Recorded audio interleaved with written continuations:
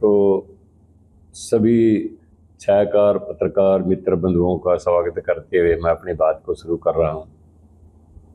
आगामी 17 सितंबर को रोहतक के अंदर विश्वकर्मा जयंती मनाई जा रही है।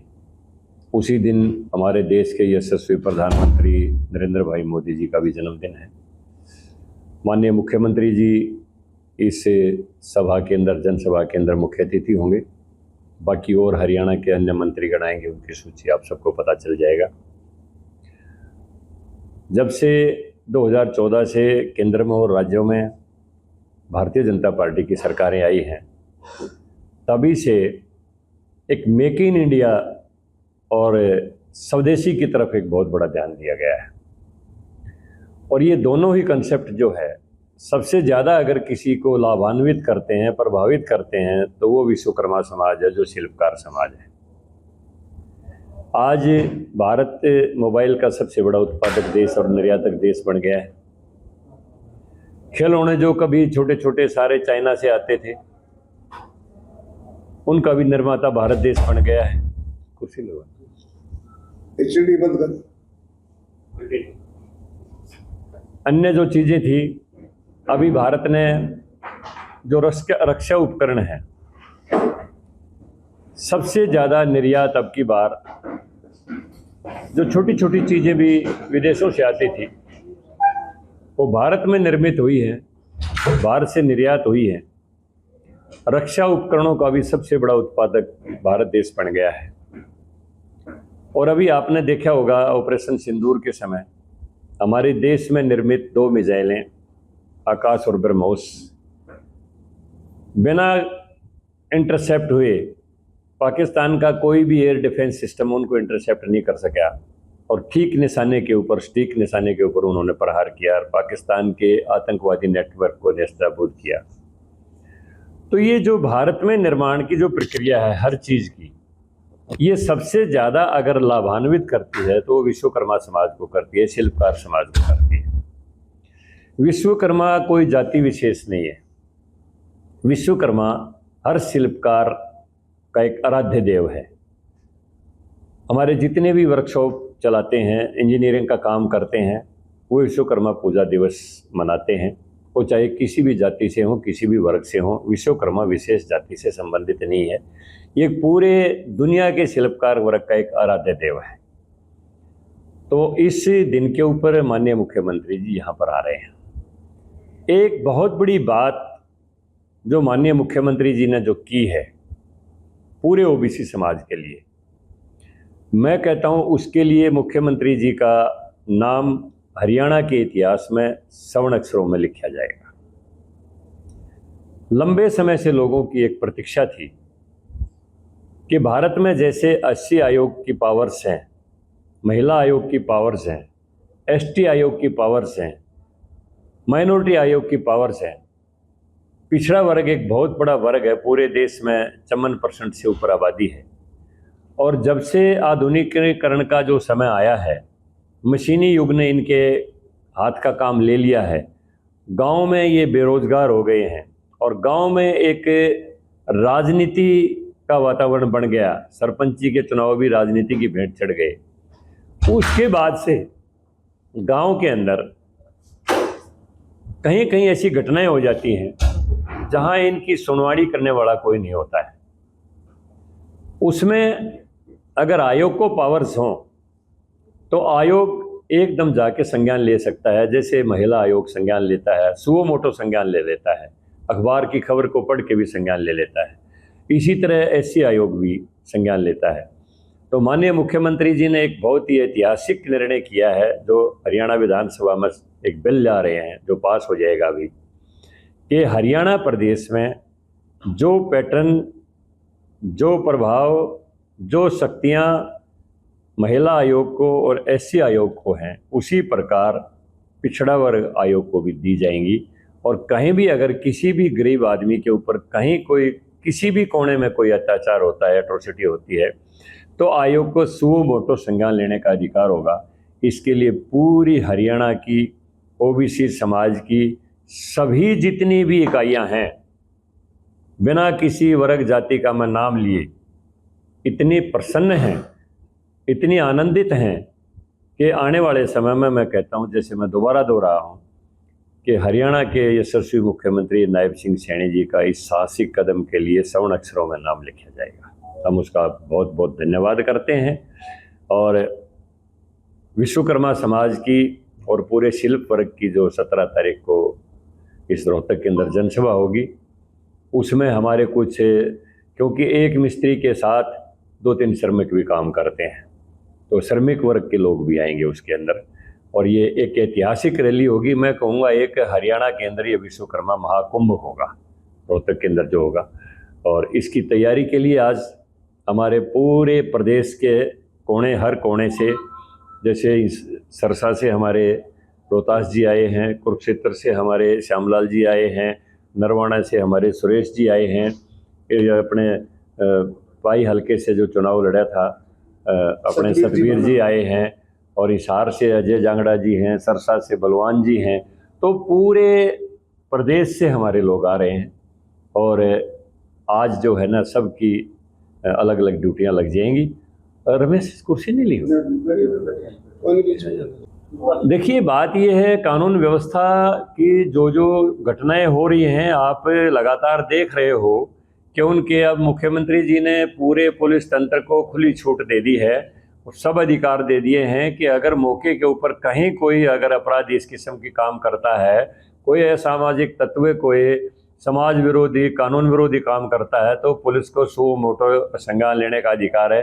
कहीं भी उसको वो एक्शन ले सकते हैं। और उसके बाद काफ़ी तेज़ी आई है इस काम में, और अपराधियों के हौसले पस्त हुए हैं, और काफ़ी जगह पकड़े भी गए हैं, कई जगह इनकाउंटर भी हुए हैं, और स्थिति प्रदेश के अंदर सामान्य है। लेकिन जो मनीषा वाला केस था, उनके फादर साहब वो कह रहे हैं कि इस पर राजनीति ना करें, संतुष्ट है वो। देखिए, बात ये है, किसी भी, चाहे वो लड़की है चाहे लड़का है, कोई भी है, हत्या या डेथ होना या वो किस तरीके से हुई है, ये एक मैं समझता हूँ संवेदनशील विषय है, और हमारी भावनाएं उस परिवार के साथ हैं। काफ़ी मुद्दा संवेदनशील तो है भी, काफ़ी संदिग्ध भी बना हुआ है। लेकिन मुख्यमंत्री जी लगातार बयान दे चुके हैं कि मैं 1-1 मिनट की रिपोर्ट ले रहा हूं, और सच्चाई बिल्कुल सामने आएगी। अगर इसमें किसी का हाथ है, चाहे वो कितना बड़ा व्यक्ति हो, वो कानून के शिकंजे में होगा, किसी को बख्शा नहीं जाएगा। लेकिन जिस तरह से पुलिस की कार्रवाई, जिस तरह से सुसाइड होना है, जांच करना चाहिए। देखिए, ये कुछ बातें ऐसी हैं जो मीडिया में आ रही हैं, वहाँ पर धरातल पर क्या है, कुछ बातें ऐसी होती हैं संदिग्ध से, पता नहीं चलता। लेकिन अब धीरे धीरे वो सच्चाई सामने आ जाएगी।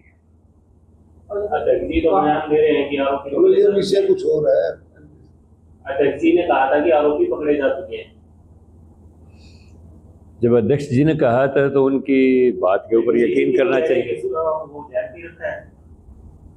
देखिए, बात यह है, यही तो मैं कह रहा हूँ कि मामला संदिग्ध है।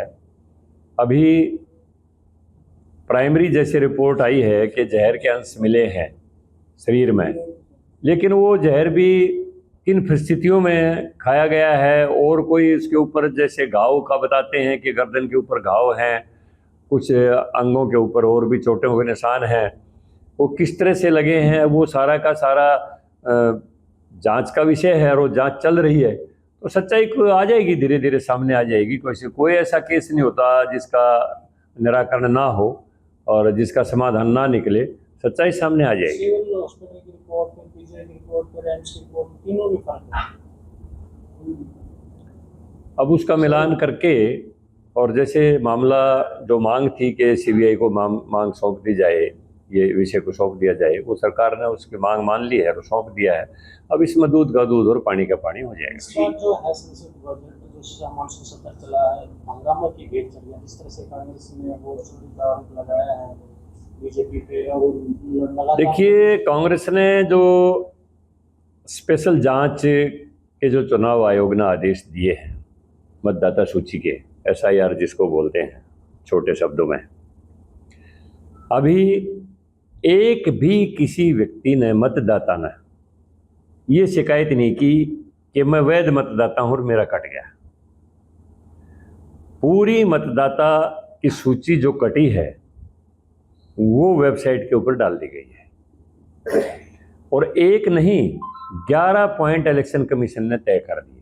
पहले केवल 7 पॉइंट होते थे, 11 पॉइंट इलेक्शन कमीशन ने तय कर दिए।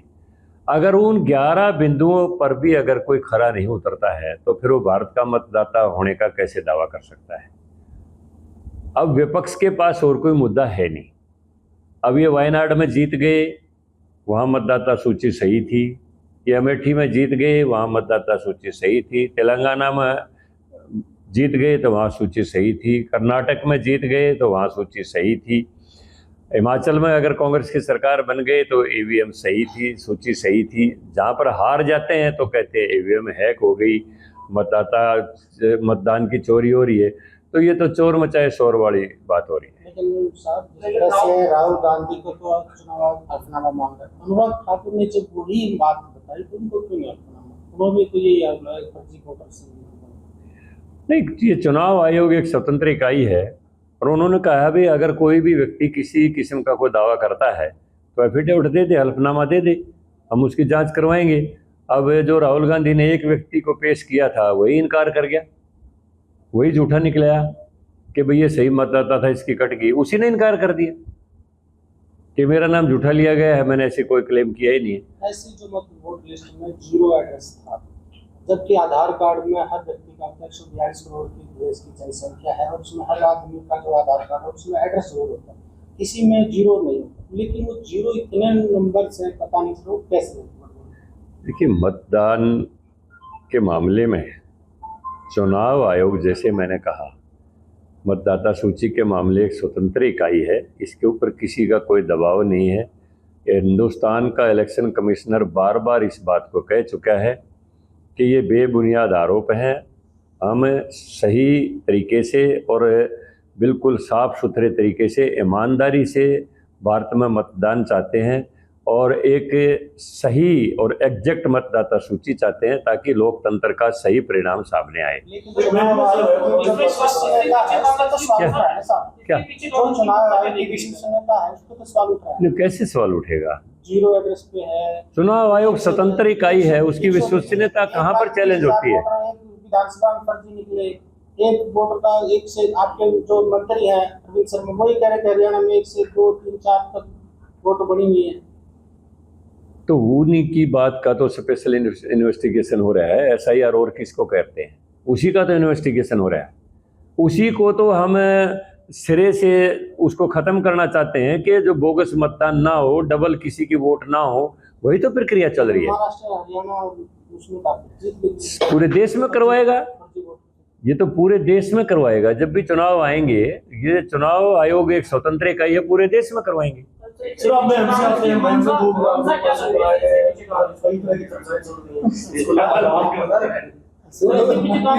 आज तो विश्वकर्मा समाज का फोकस कर लो।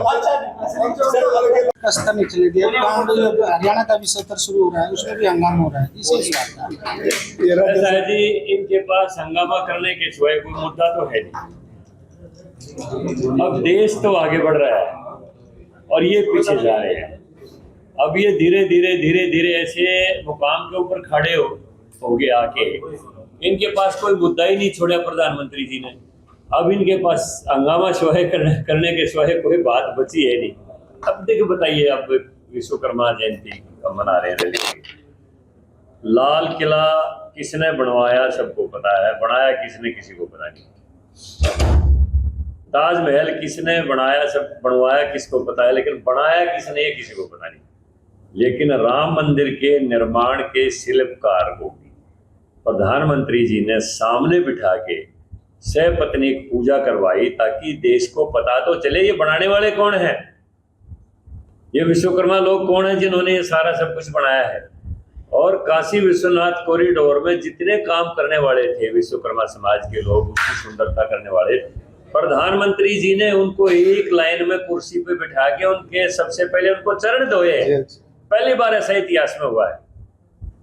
कभी बनवाने वाले तो बनवा दिया, लेकिन जिसने बनाया उसकी तो कोई चर्चा ही नहीं होती थी। ये पहली बार हुआ है और लाल किले की प्राचीर से पीएम विश्वकर्मा योजना की घोषणा हुई। प्रधानमंत्री विश्वकर्मा योजना 13,000 करोड़ की, छोटी मोटी नहीं, 13,000 करोड़ की योजना, ये छोटी बात नहीं है।